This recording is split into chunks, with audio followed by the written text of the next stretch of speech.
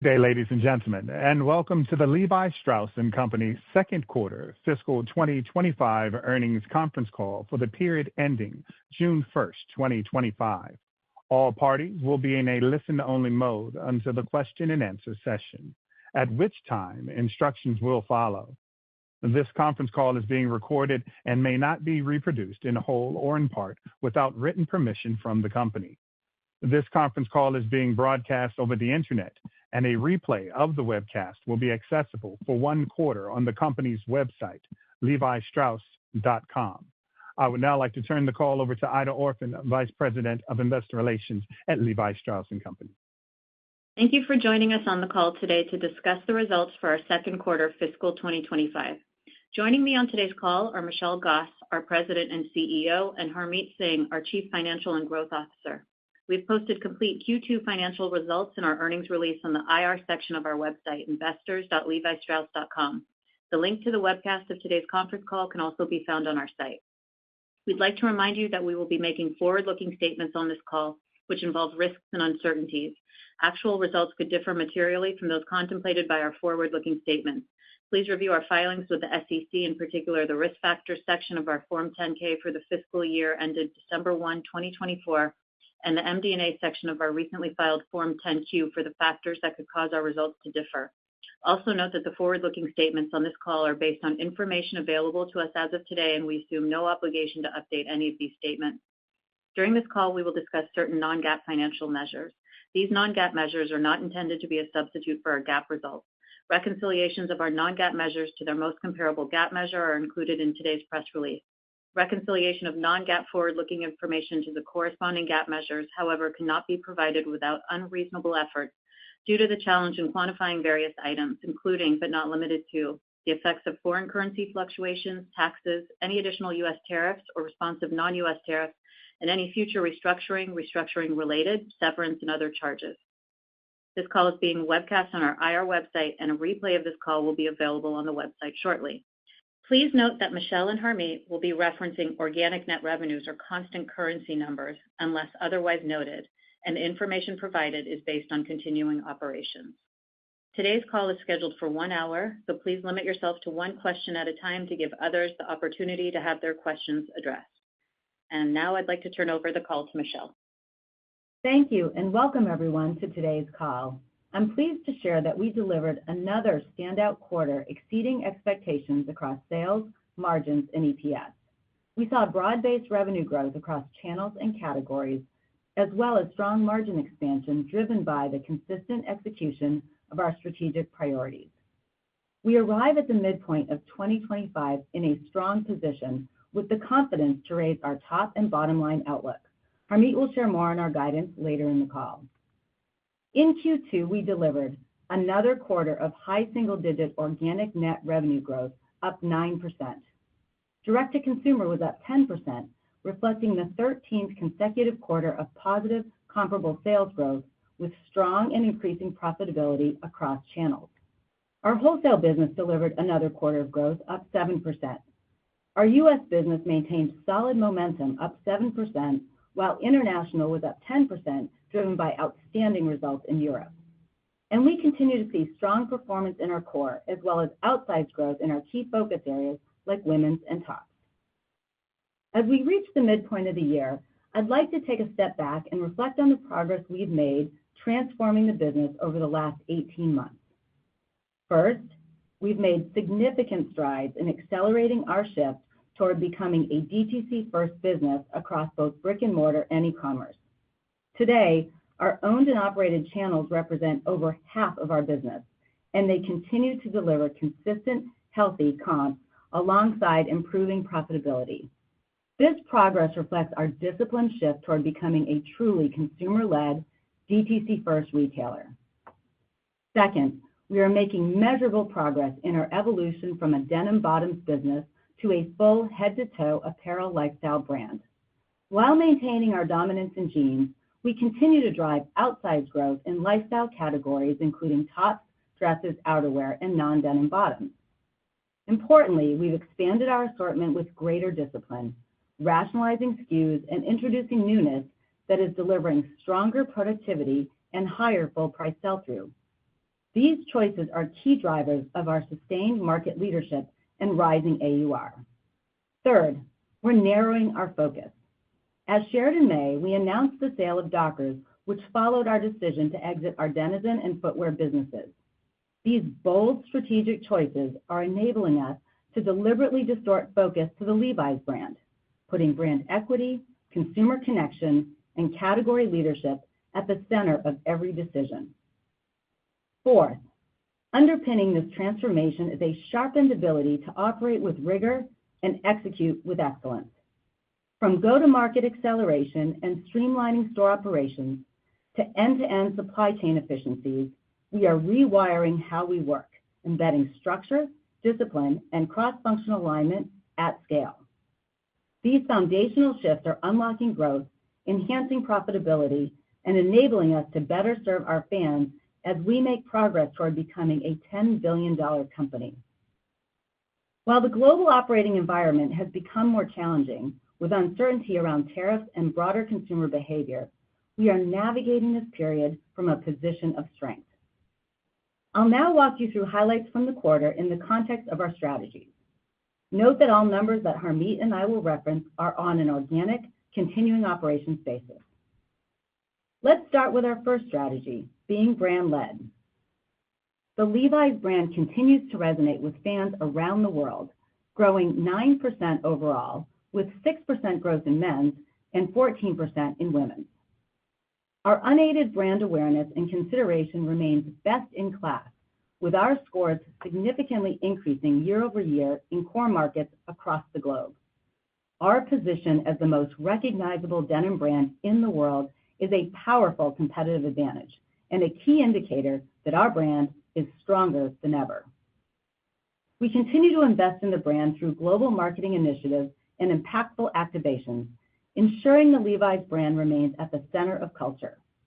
This quarter, we launched the third chapter of our Reimagined campaign with Beyoncé, featuring a recreation of yet another classic marketing spot from our rich archives. We brought this partnership to fans globally through a limited edition product drop, and through our unique House of Strauss network, we worked directly with her team to create custom, one-of-a-kind looks for her Cowboy Carter tour. Being front and center in music culture remains key to our marketing strategy. From the start of the music festival season, we've shown up in a major way, from dressing Shaboozey at Stagecoach to hosting an incredible roster of influencers at Coachella. More recently, we were a leading sponsor for Primavera Sound in Barcelona, one of Europe's biggest festivals. With 3 Levi's dedicated stages, we outfitted influential pop icon Troye Sivan and offered an exclusive product collection. And to further drive brand heat, we continue to lean into the power of collaborations this quarter. After teasing at Paris Fashion Week last summer, we launched an elevated collection with fashion house Sakai, which sold at a premium price point and performed exceptionally well. Turning to product, our evolution into a denim lifestyle brand is gaining momentum. We continue to lead the industry and deliver the best fits, fabrics, and innovation, striking the right balance between our authentic denim roots while infusing newness into the assortment. We're staying true to our denim heritage as we build out a compelling head-to-toe lifestyle assortment. And our amplified focus on women's and denim lifestyle is delivering outsized growth. We remain the unequivocal global leader in jeans. We are driving the trends today while setting the trends for tomorrow. Our Levi's bottoms business was up 8%, driven by double-digit growth in women's, and men's was up mid-single digits. While traditional fits like slim and straight-leg styles remain a closet staple, loose and baggy continue to gain popularity for both women and men. Ahead of the summer, we saw this trend accelerate in our shorts offering, which grew double digits in both men's and women's. With the 90s and Y2K fashion in full swing, longer and looser style shorts are in high demand. We're confident we have the right newness and innovation, like the baggy dad jort, in place to deliver for our fans and drive this trend. Earlier this year, and ahead of the warmer months, we introduced an expanded line of lightweight looks, including our linen plus denim collection, to appeal to our fans' interest in lighter, softer, and more comfortable styles. We've infused these new fabric innovations across our assortment, from dresses, rompers, jeans, and truckers, to sweaters, wovens, and polos. We've seen strong success across both men and women, and will continue to fuel this trend throughout the year as more consumers look for lighter weight offerings year-round. Another notable style trend gaining momentum is what we're calling Quiet Western, an evolution of the full Western theme we saw take off last year, but with a more subtle twist. With our robust denim lifestyle offering, we're seeing consumers find that perfect pairing more and more often. Women are pairing a classic bootcut or flare jean with our simple essential rib tank or one of our textured knits inspired from our heritage. And men are wearing a classic Western shirt with a khaki XX chino. Quiet Western is perfect for the Levi's denim lifestyle aesthetic and a natural place for us to lead. Last year, we reset our tops business, and that work is truly taking hold and propelling our evolution into denim lifestyle. This included bringing in new talent, new vendors, and new capabilities, including a new tops agility function on a shorter go-to-market cycle, which enables a more responsive and on-trend assortment in tops and graphic tees focused on our DTC channels. Energized by this new capability, along with an elevated assortment overall, our tops business grew 16% this quarter, with acceleration across genders and channels. Looking ahead, we have everything in place to continue the momentum we've experienced this year. A fresh lineup of product innovations, unique and exclusive product collaborations, and globally relevant partnerships. We have a number of great marketing activities planned for H2, including continuing to fuel our women's business with the launch of an additional chapter of Reimagine and the introduction of a new campaign focused on underscoring our relevancy and authenticity with men. And you can expect to see the Levi's brand come to life with more exciting and innovative collaborations, like our highly anticipated Levi's and Nike collab, which just dropped. For product, we're bringing even more fit and fabric innovation to excite our fans in the second half of the year. We're expanding our diversified fit portfolio to drive the loose and baggy trend, while also introducing freshness in skinny and straight silhouettes. As the Quiet Western aesthetic takes hold, we're leaning into bootcut and Western-inspired fits to fuel this evolving style. And for our iconic 501, we're launching a breakthrough performance fabric with thermoregulating technology, bringing year-round comfort denim to a closet staple. Now shifting to our strategy to be DTC first. Our global direct-to-consumer performance this quarter was up 10%, with another quarter of very solid positive comps. Our strong performance came from increased store traffic, better conversion rates, and higher AURs, leading to growth both in stores and online across all geographic segments. As we have shared the past several quarters, we have been focused not only on driving DTC growth, but doing it in a healthy and profitable way. And those efforts are paying off as DTC margins continue to improve meaningfully. We continue to enhance our front-of-house consumer experience and back-of-house efficiency. And we are driving full-price sales as consumers gravitate to our new assortments.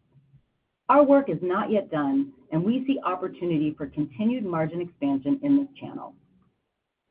We also continue to expand our global store network, opening 16 net new doors this quarter. Store opening highlights include mainline locations in Nagoya, Japan, Seoul, Korea, and in the U.S. and New Jersey. These stores have been designed and built to better reflect our enhanced denim lifestyle offer. We drove another quarter of double-digit e-commerce growth, up 13% in Q2, with both traffic and AURs increasing as our efforts to elevate and improve the consumer experience on Levi.com are gaining traction. Our loyalty program is another key connection point to our consumers, enabling us to engage more deliberately with our fans. We're increasingly using data and analytics to personalize loyalty member product offerings and experiences, and we're seeing members purchase more frequently and transact at a higher AUR than the balance of our consumer base.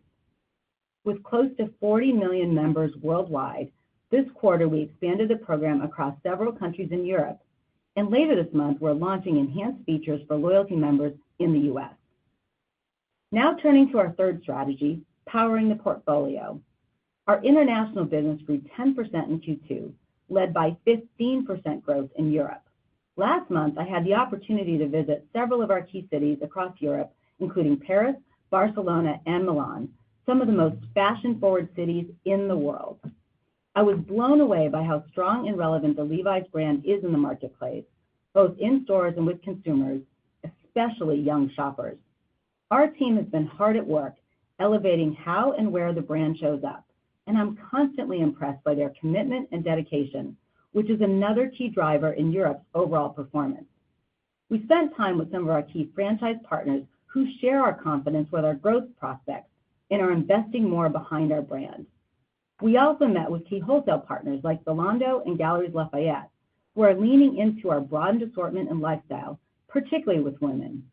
And even though Europe is our second largest geographic segment, we still see a significant growth opportunity ahead.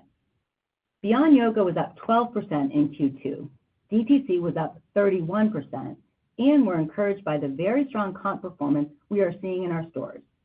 In June, we opened our first Beyond Yoga location on the East Coast in Greenwich, Connecticut, which showcases our new elevated format and design concept and features our most comprehensive assortment spanning women's, maternity, and men's. Our largest Beyond Yoga door to date, this store is already delivering nicely relative to our expectations, and we're on track to open 6 more doors this year, bringing our total store count to 14. Turning briefly to Dockers. In May, we announced a definitive agreement to sell the brand to Authentic Brands Group. Dockers has been a leader in the global khaki category, and we're confident that Authentic is well-positioned to guide the brand's next chapter. I want to take a moment to recognize and thank the Dockers team for their unwavering commitment, creativity, and many contributions to Ellis & Co. over the past several decades. Their work built an enduring brand with a loyal following, and we're proud of all they've accomplished. In addition, I want to express my deep appreciation to the cross-functional teams across Ellis & Co. who are working tirelessly on this transaction. In closing, this was another strong quarter across the board, clear evidence that our strategic agenda is gaining traction. We're entering the second half of 2025 from a position of strength, with the right initiatives in place to sustain our momentum. Levi's is a brand with 172 years of rich heritage and has remained a global icon. As we look ahead, Levi's has an even bolder future with a bigger legacy, and quarter by quarter, we're building it. And with that, I will turn it over to Harmit to provide a financial overview of the quarter and our expectations for the year. Harmit? Thanks, Michelle. We had a strong finish to the first half of 25. In quarter 2, we delivered upside on sales, gross margins, SG&A, EBIT margin, and EPS.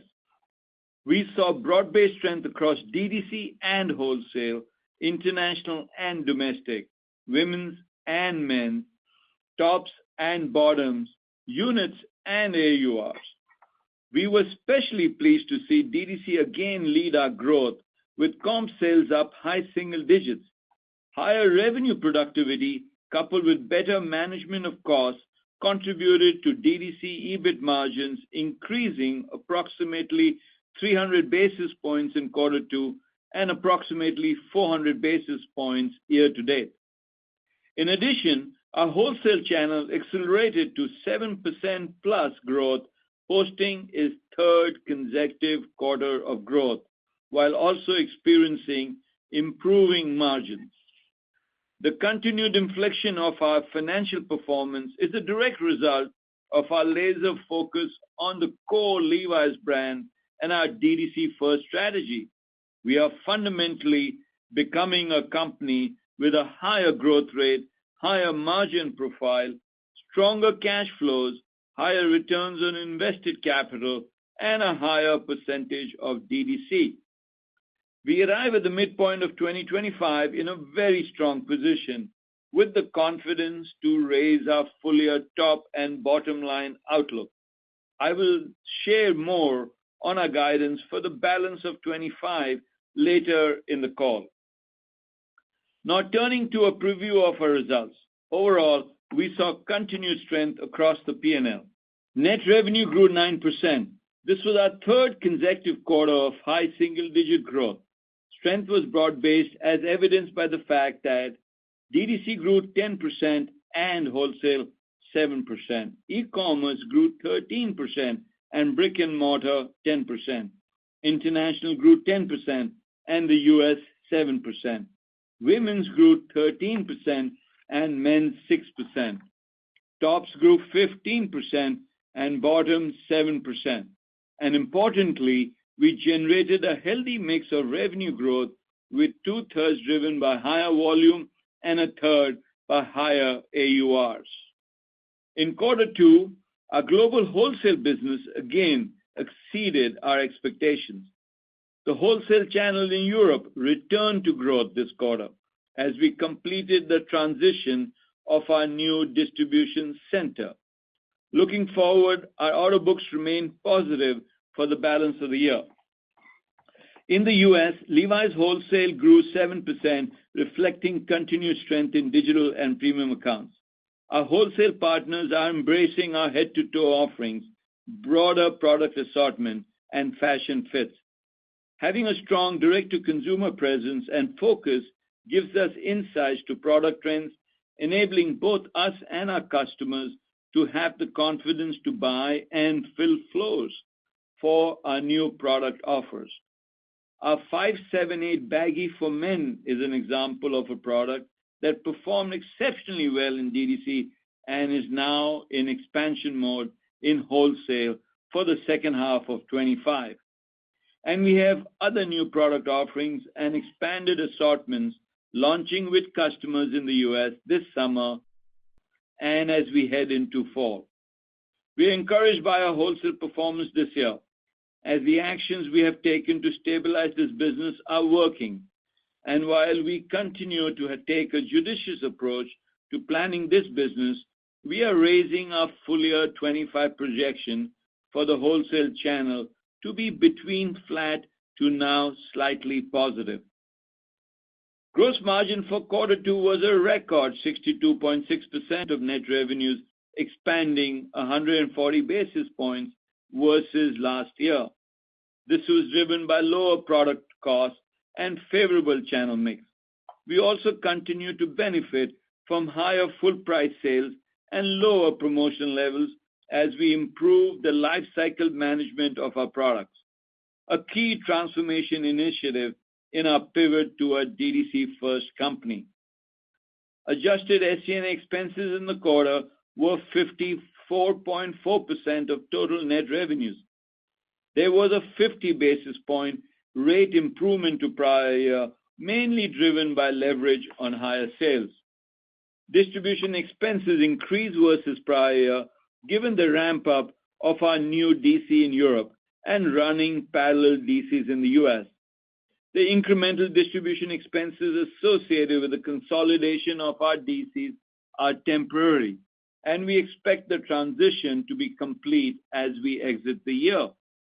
We also just completed the sale of our Canton distribution center, for which we received $22 million in cash in the quarter. Strategically, the transformation we are making to our DC network enables us to establish a more hybrid footprint, which will improve service levels and optimize distribution costs, supporting our evolution to a DTC-first denim lifestyle leader. Now back to the numbers. Driven by both gross margin expansion and SG&A leverage, we generated adjusted EBIT margin of 8.3%, up 190 basis points to prior year. Year to date, our EBIT margins are up 300 basis points to 10.9%. And the strong EBIT growth was a principal factor in delivering adjusted diluted EPS of 22 cents, which was up 37% to prior year. Now let's review the key highlights by segment. The Americas net revenues were up 9%, and the operating margin increased 270 basis points versus the prior year to 20.5%. We continued to see strong performance across both channels, with DTC up 10% and wholesale up 8%. The U.S. business continued a strong performance and grew 7%, with both DTC and wholesale up at similar levels. Our full-price stores continue to perform exceptionally well, with comp sales up high single digits, and as we look forward, we believe we can double our mainline store count over time. LATAM was up 18%, reflecting broad-based trend across the region, including double-digit growth in Mexico. Europe's net revenues were up 15% in quarter two, and operating margin for the segment was 17.2%, up 210 basis points to prior year. We saw broad-based strength across markets, including double-digit growth in France, the UK, Italy, and Spain. Momentum continued in the DTC channel, up 9%, driven by comp sales, reflecting strength across mainline, outlet, and e-commerce. And our wholesale business was up 23%, benefiting from the resumption of normalized shipping at our DC in Germany, as well as strong performance from top customers. Year to date, our wholesale business in Europe is up 7%, and we continue to expect this channel to be positive for the balance of the year. Asia net revenues were flat to prior year as we took proactive actions to improve the structural economics of this business, including reducing sales to less profitable partners in India, taking back a portion of our franchisee business in Malaysia, and continuing to rationalize our franchisee base in China. As a result of these one-time actions, operating margins in the quarter contracted 150 basis points. We continue to see solid performance in DTC, which was up double digits, and several markets, including Japan, Turkey, and South Africa, experienced strong growth. Year to date, Asia grew 5%, and EBIT margins were up 40 basis points to last year. We expect year-to-date trends to continue, and Asia remains on track to deliver mid-single-digit growth for the year. Turning to the balance sheet and cash flow. In the quarter, we generated free cash flow of $146 million and delivered a return on invested capital of 18%, up 4 points to prior year. We've also declared an 8% increase in the dividend to 14 cents per share, and we plan to return at least $100 million from net proceeds of the Dockers sale to shareholders in the form of share repurchases. We ended the quarter with reported inventory dollars up 15%. Approximately half the increase is to support sales through holiday, while the balance is mostly attributable to product brought in early to navigate the uncertain tariff impact, the disruption in the Red Sea, and our market buybacks in Colombia and Malaysia.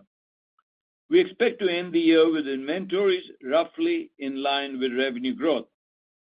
Before turning to guidance, let me briefly address the topic of tariffs. After the announcement on April 2nd, our internal task force has focused on understanding the financial impacts of tariffs, but also designing and implementing comprehensive actions to mitigate the impact.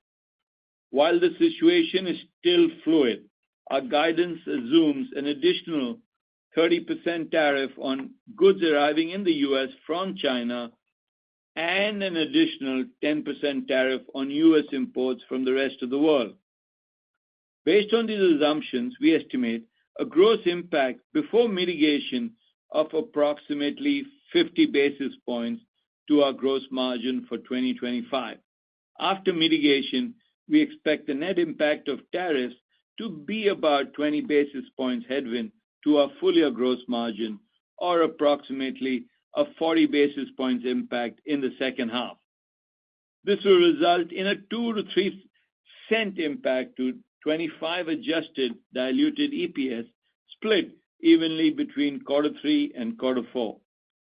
Our key mitigation initiatives include promotion optimization, targeted pricing actions, vendor negotiations, and further supply chain diversification. Looking beyond 25, should tariffs remain in place at these levels, given our transformation initiatives, which provides us multiple levers we believe we are better positioned than most to manage through this uncertainty. Now I will turn to our outlook for the full year and quarter three. As we look to the remainder of the year, we are closely monitoring the evolving tariff dynamics in addition to consumer confidence and behavior. Given the upside in the first half of the year, continued strong execution and momentum in our business, we are raising our top and bottom line guidance. For the full year, we have increased our expectations for organic net revenue growth by 1 percentage point to 4.5% to 5.5%. We are increasing our reported net revenue growth by 3 percentage points.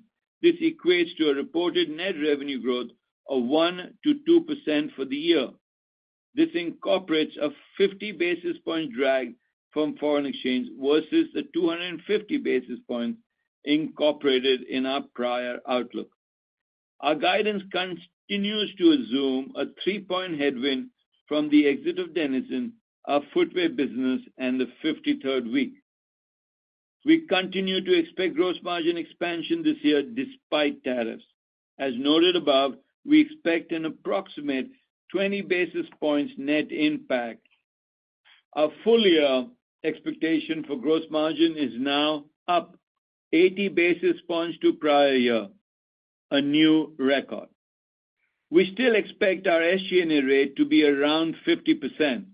We also expect our gross profit dollars for the year to be significantly higher than the SG&A dollar increase, leading to EBIT margin expansion of 70 to 90 basis points to prior year. As a result, our full year EBIT margin expectations are maintained at 11.4 to 11.6%. And we are raising our adjusted diluted EPS by 5 cents to between $1.25 to $1.30. For clarity, this guidance now includes a net tariff headwind of 2 to 3 cents and a 14-cent headwind from tax and FX versus prior year, compared to the 20 cents assumed in our previous guidance. Now let me provide details on quarter three. For the third quarter, organic net revenue from continuing operations is expected to be up 4 to 5%. This is on top of a 4% organic growth in quarter three 2024. We expect quarter three reported net revenue growth of 3 to 4%. This includes a 100 basis points tailwind from FX and a 200 basis points headwind from our business exit. Gross margin is expected to be flat to up 30 basis points after incorporating the impact of tariffs. We expect adjusted EBIT margin to be in the range of 10.8 to 11.2%.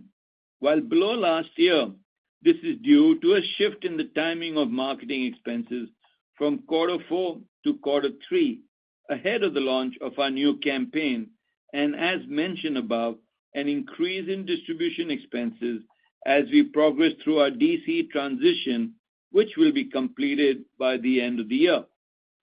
And we expect our quarter three adjusted diluted EPS to be in the range of 28 to 30 cents. This includes an approximate 1 cent net impact from tariffs and about 2 cents from a higher tax rate versus prior year. In closing, we have started the year with momentum, growing faster than the category, with both channels contributing. While there's still uncertainty on the macros, largely driven by tariffs, we are in a good position to mitigate the adverse impact given our brand, product, and profitability momentum. Our transformation to a more profitable DTC-first denim lifestyle retailer is working and positions us well to drive mid-single-digit organic growth annually and build a roadmap to deliver 15% operating margins over time. I will now open up the line for Q&A. Thank you. The floor is now open for questions. If you have a question, please press star, then the numbers 11 on your telephone keypad. Due to time constraints, the company requests that you ask only one question. If you have an additional questions, please queue up again. If at any point your question has been answered, you may remove yourself from the queue by pressing star 11 again.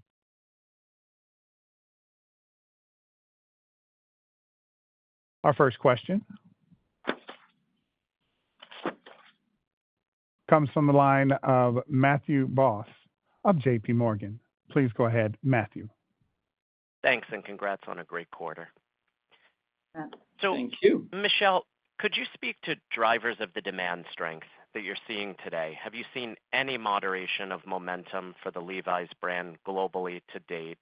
And maybe could you help size up market share gains relative to the industry? And then for Harmit, could you just walk through the clear inflection that you've seen in gross margin? What has structurally changed? What levers are durable and really support the higher margin profile that you cited in the release and on the call?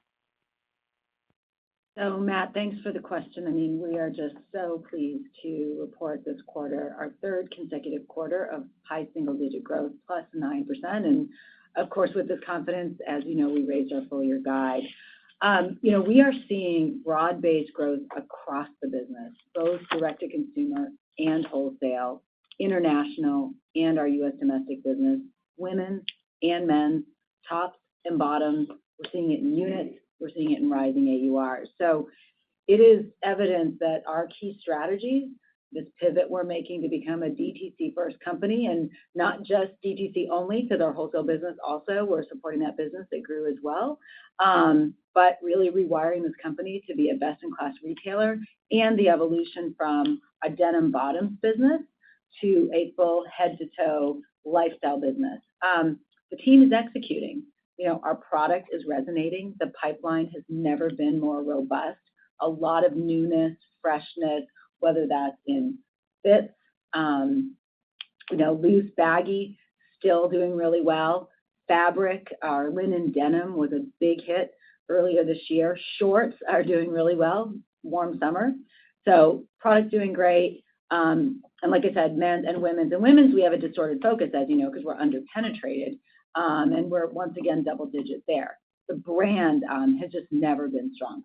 And that's being fueled really by a variety of things. We're built on a strong foundation heritage, but you do have to earn it every day. And so showing up where the consumer is, whether that's social media, center of culture, music, Beyonce, dressing Shabuzi.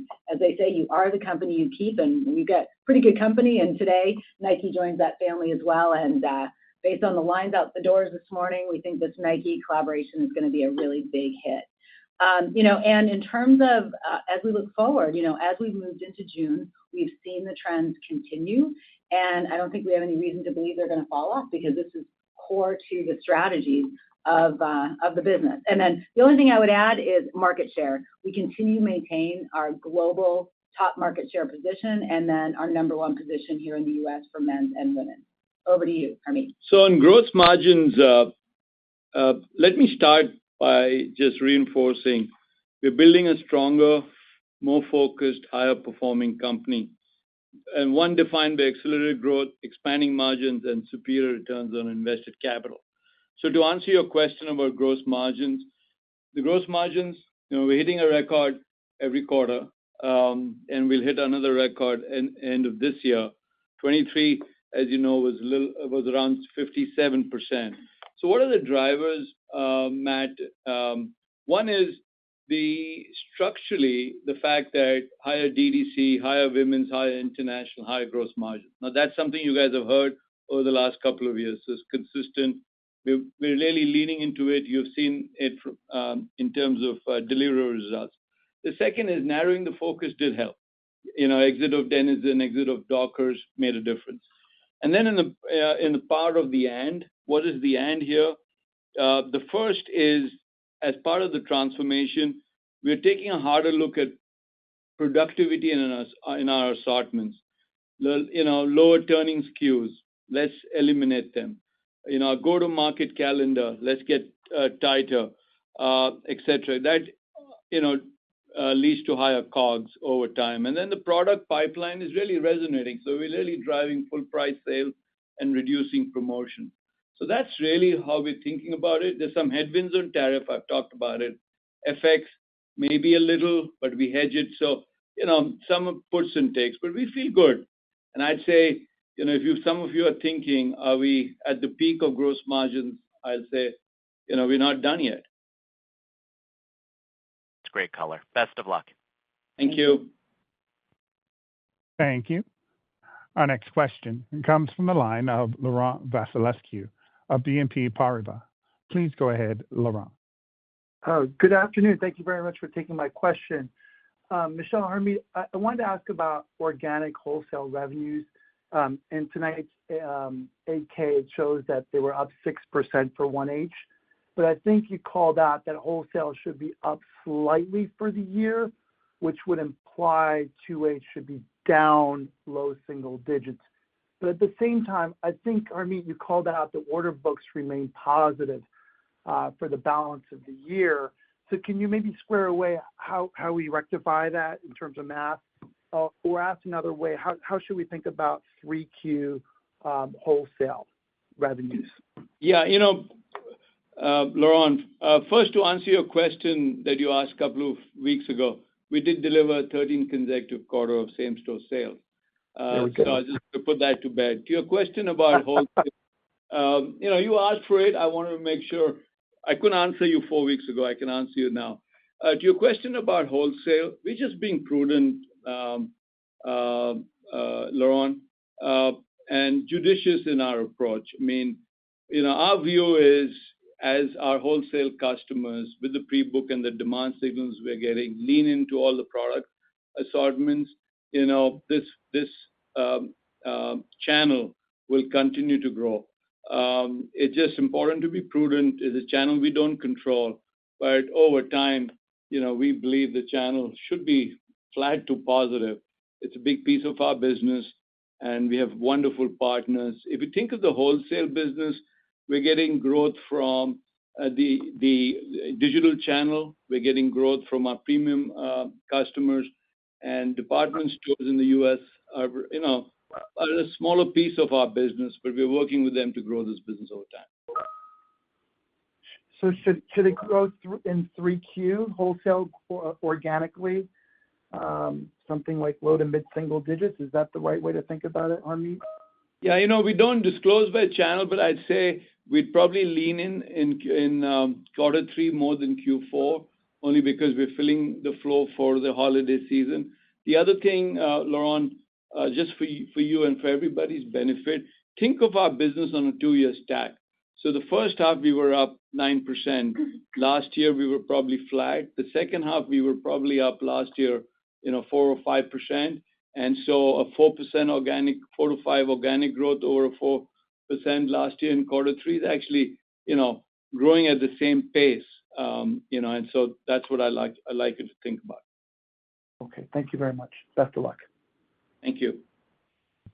Thank you. Our next question comes from the line of Dana Telsey of Telsey Advisory Group. Please go ahead, Dana. Hi, good afternoon, and congratulations, everyone, on the very nice results. Michelle, as you think about the brand and the marketing initiatives, I saw some of the Nike things today, and I agree with you, it was definitely very busy. What are the other marketing activations that we should look forward? Harmit, how do you think of marketing spend and price increases? Where are you in price, and how much more does AUR have to go, and on which categories do you think there's opportunity? Thank you. So I can make mine pretty brief here, Dana. As we said in our remarks, the brand has never been stronger, and that is being fueled by relevant product. Very exciting to see our vision of head-to-toe denim lifestyle, really come to life, and the consumer is responding. We're investing in the brand. So this, we always talk about being at the center of culture, and we are driving it. And the kinds of partners and collaborations that are emerging and people who want to partner with us is super exciting. So whether that was Sakai, very elevated designer out of Japan, we had a very successful launch there. Today, dropping Nike, Beyonce has been a great success, and we've just been thrilled with her being a bit of an ambassador of the brand. Shabuzi wearing our product at the festivals. And then, as we look forward, we still have more of Beyonce to go. And then we are going to have a really exciting campaign oriented to men this fall. So when we think about fall and holiday, I feel like we're really well positioned to make sure that the brand stays extremely strong. On your question of marketing expense, Dana, around 7%.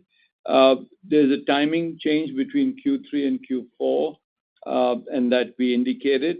So that's how we're thinking of marketing. To your question about AURs, let me first start with another quarter where volumes were 2/3 of our growth and AURs a third. Is again the magic of the end. Like I like to say, it's good to have both. AUR is essentially broad-based across geographies, across channels, and across categories. And the other thing is not coming at the expense of volume.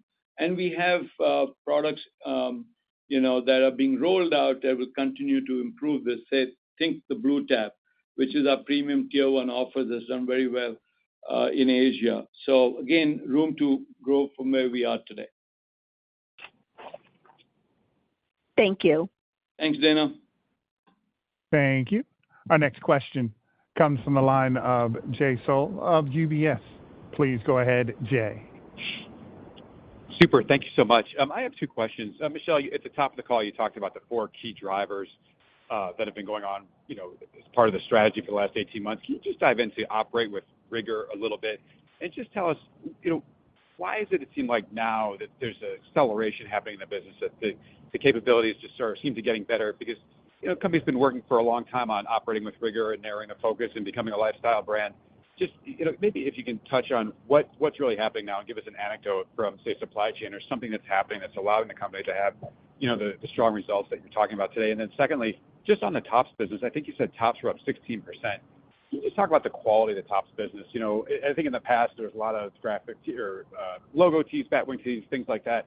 Talk about the kind of tops you're selling today and talk about how you feel about that and give us maybe a little context around how that tops business is evolving and the confidence you have that it can keep growing at a strong rate.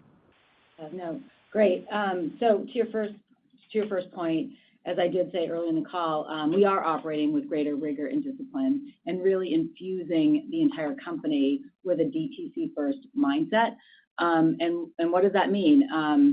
First, if we start with product, we are in process. We've been talking about reducing the time of our go-to-market. That is happening. We're introducing agility tracks so we can chase product better, or in things that turn quickly like tops, they're just on a shorter cycle.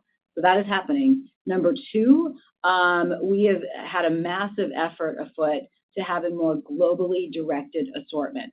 And if I look back a couple years ago, that number was in the single digits of what was common across the globe. That number is more than 30% first half of the year, and it's growing. You can imagine the kind of efficiencies that you get from that. And along with that, we are being really disciplined on reducing non-productive SKUs. So the reduction is in the teens to make way for fresher, newer product that can ultimately turn better. We are putting a lot more rigor. You commented on the supply chain in terms of service levels. So that service levels in our stores and service levels in wholesale. And then to your point on tops, this was a complete end-to-end reset.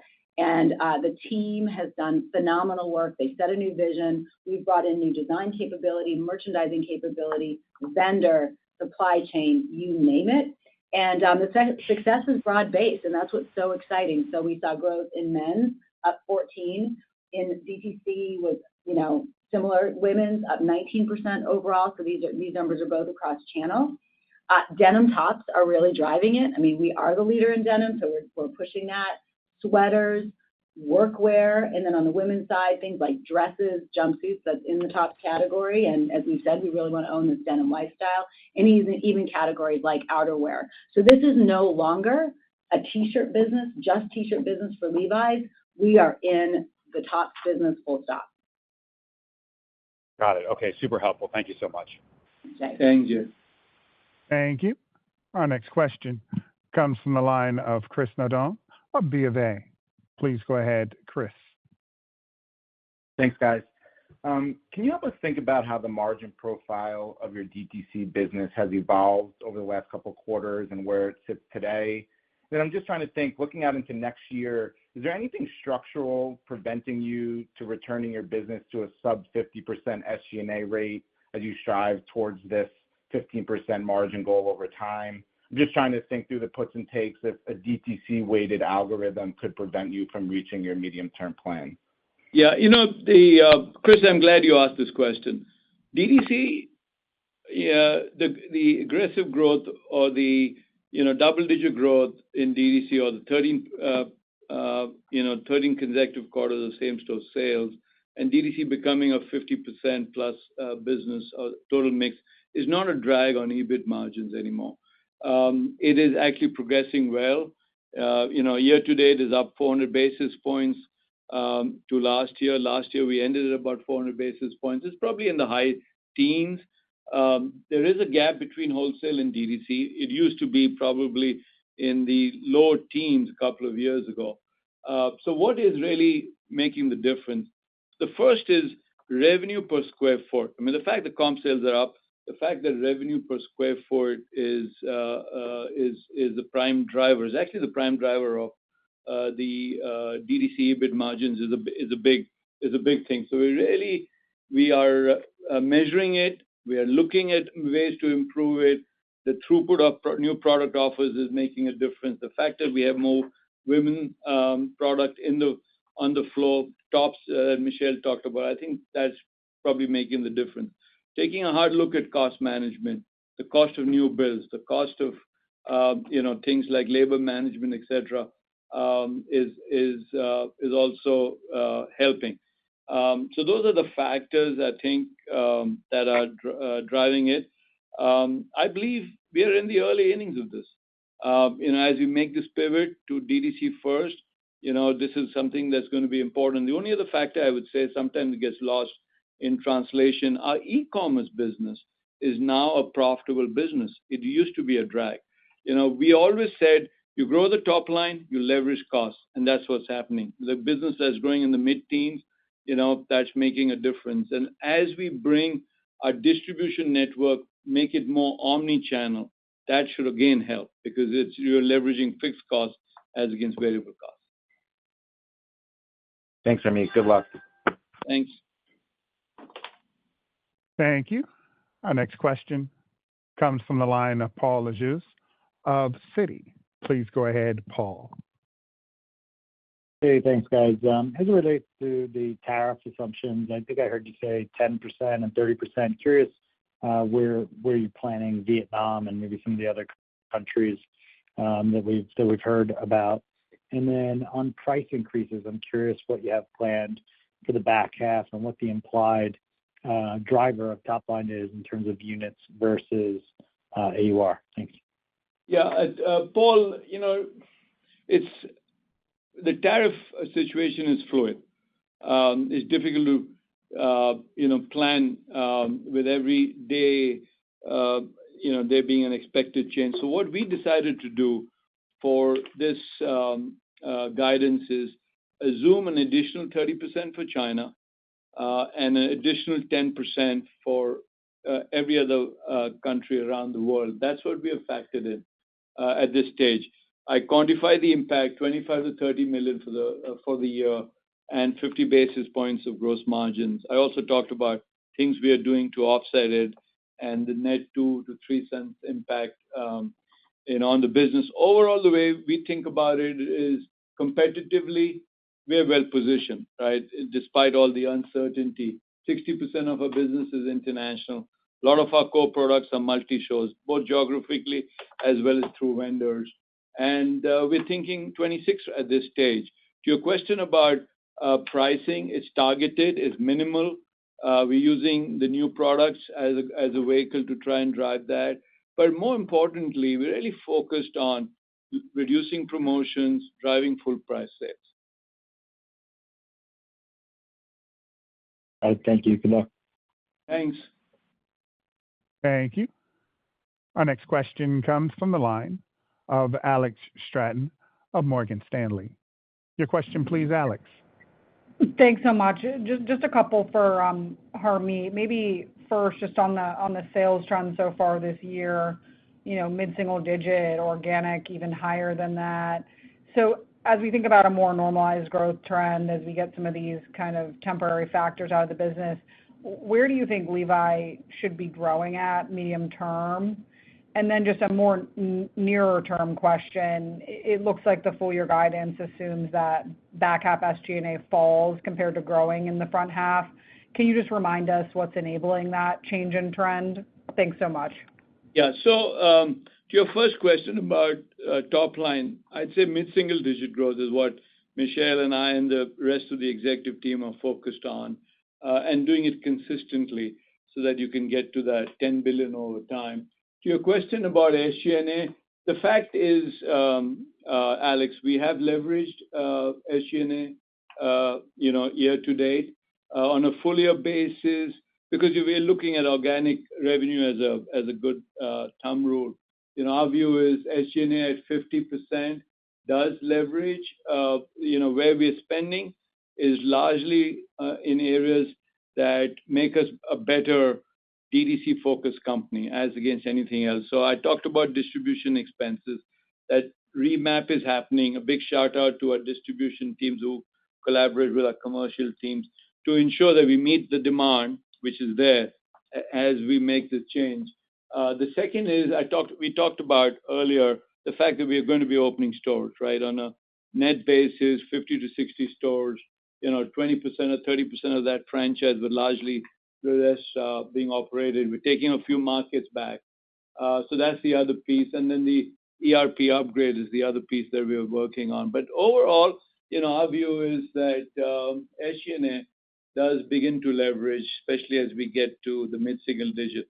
The way we are thinking about it, Alex, is does the gross profit dollars increase more than offset the SG&A increase? And we're seeing that in flow through and in EBIT margin. Great. Thanks so much. Good luck. Thank you. Thank you. Our next question comes from the line of Peter Goldrick of Stifel. Your question, please, Peter. Hi there. Thanks for taking my question. I was curious on the enhanced loyalty program. You pointed out some encouraging directional drivers.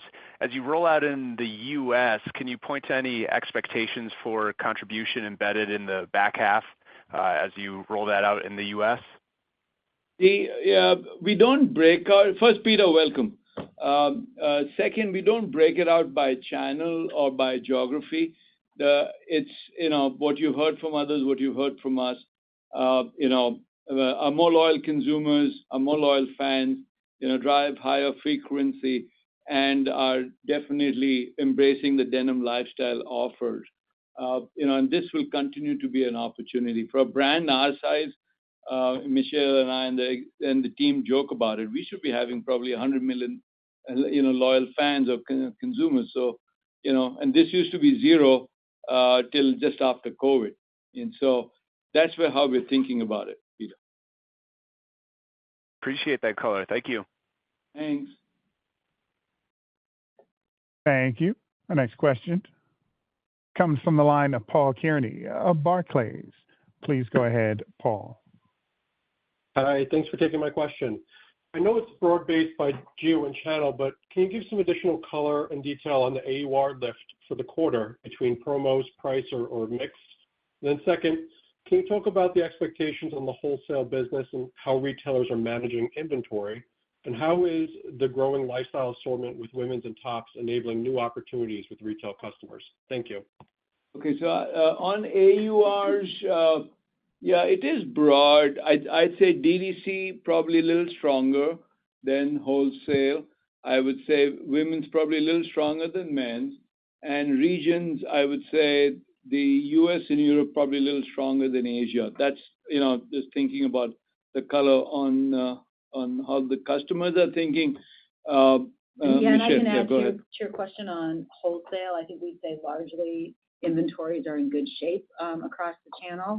And I think your question on how are they responding to our lifestyle assortment, and I think it's been very positive. I mean, certainly some customers are further ahead than others. But if you take, say, Europe, we have a more premium offer even in wholesale, and that business is doing really well with partners like Galeries Lafayette, with Zalando, who are leaning into lifestyle and to women's in particular. But we're also seeing that take hold here in the U.S. And so I think, as we sit here, and even though a big part of our growth is going to be DTC, it is why we increased our guidance even for this year to flat to slightly positive for wholesale, but it will continue to be an important channel. It reaches millions of consumers, and we're excited, and our customers are excited about all the newness we're bringing to them. Excellent. Thank you. Best of luck. Thank you. Thank you. Thank you. Our next question comes from the line of Oliver Chen of TD Cowen. Please go ahead, Oliver. Hey, thanks. Thanks, Michelle and Harmit. You had really nice broad-based strength, but men's lagged women's, and also Asia was weaker than we expected. I know you're undergoing changes there. Would love your thoughts there. And how did your guidance interrelate with your order books? It sounded like you're pretty encouraged in order books, but was it the right methodology to raise guidance given the uncertain environment? And then, as you mentioned, life cycle management products. What should we know about what inning you're in? And our merchandise margins, they're not peakish, given the feedback you offered on the call, Harmit. Thanks. Yeah. So on the question of guidance, it's important, Oliver, if you were in our shoes, you'd feel the same. It's important to be prudent and judicious. Given the demand signals we are seeing, build part of it. And so, given that we've had 3 quarters of high single-digit growth, we see the momentum continuing because the consumer, I think, as Michelle said, generally resilient and continued fan of the brand.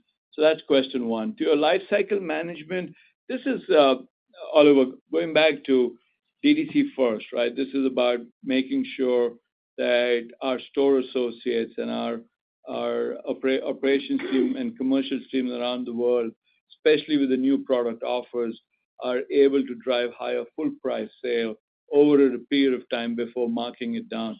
Seeing sell-through by store versus by country, things as simple as that. So we're in the process of really,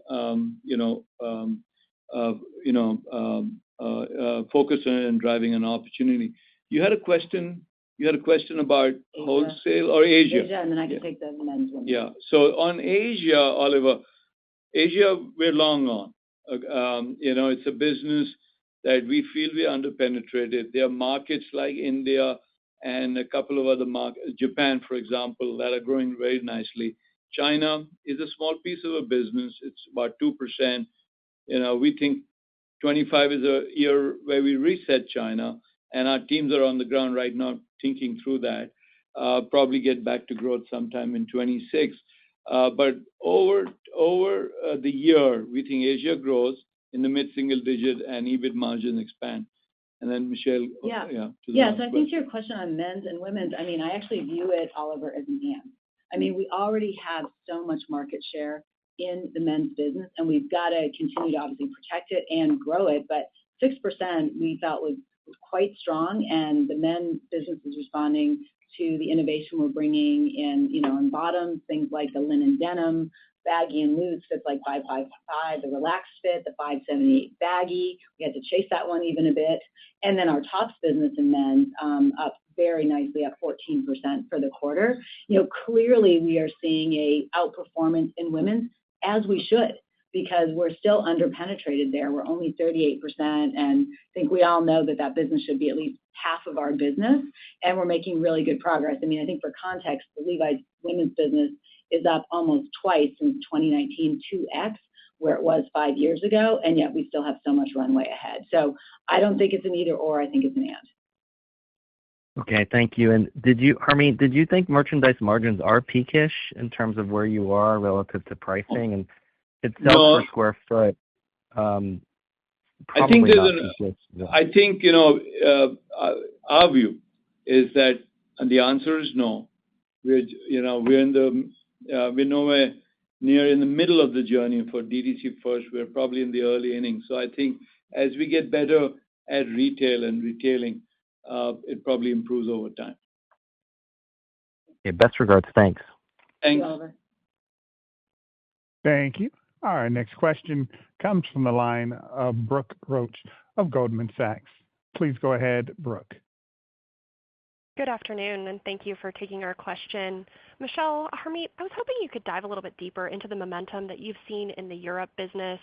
Outside of the distribution center adjustment, are there any other one-time drivers of outperformance that you think might normalize for the rest of the year? And given the stronger performance and stronger partnerships, what do you think the medium-term run rate of growth could be in the European market ahead? Thank you. To your question about one time, the best way to look at Europe is to take a year-to-date view. Wholesale is up 7. I think Europe year-to-date is up in the high single digits. The demand books for fall are positive. So our view is thinking of Europe in the mid to high single digit is a good way to look at it. Secondly, when the company was over $7 billion, Europe was a $2 billion business. Right now, it's $1.5 billion. So we have clear opportunity. We have a great team on the ground. They're working through it. A couple of years ago, Brooke, we got a little hurt because we didn't have the products on the floor to respond to warmer weather. And today, we have the linen that Michelle talked about. We have lighter weight denim tops. We have a lot of shorts. And so we have product that responds to global warming.